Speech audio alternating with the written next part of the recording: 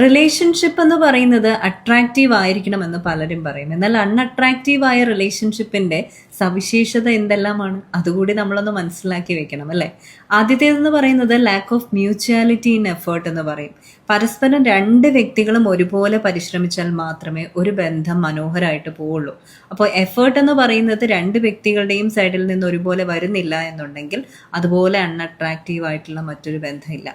Quality time ഇല്ലാത്ത ബന്ധങ്ങൾ unattractive ആയിട്ടുള്ള ബന്ധം തന്നെയാണ്. ഒട്ടും ആകർഷകത്വം അതിൽ നിലനിർത്താനായിട്ട് സാധിക്കില്ല എന്നുള്ളതാണ്. പിന്നെ നോ പ്രയോറിറ്റൈസേഷൻ ഓഫ് ഇൻറ്റിമസി എന്ന് പറയുന്നത് നിങ്ങൾക്ക് അവർ കൂടെ ഉണ്ടായിരിക്കണം എന്ന് തോന്നുന്ന സമയത്ത് അവരുടെ പ്രസൻസ് ഇല്ലാതെ പോകുന്നത്, ഇതെല്ലാം തന്നെയാണ് ബന്ധങ്ങളെ അൺഅട്രാക്റ്റീവ് ആക്കി മാറ്റുന്നത്. അപ്പോൾ ഇതിൻ്റെ വിപരീതമായിട്ടൊന്ന് പ്രവർത്തിക്കാനും അതിനു വേണ്ടിയിട്ടുള്ള ഒരു പ്രയോറിറ്റൈസേഷനൊക്കെ സാധ്യമെങ്കിൽ തീർച്ചയായും ബന്ധങ്ങളെ ഈസിയായി മനോഹരമാക്കാം.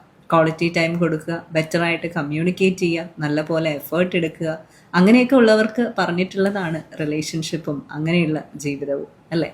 U deserve a positive life. Let's transpire to inspire.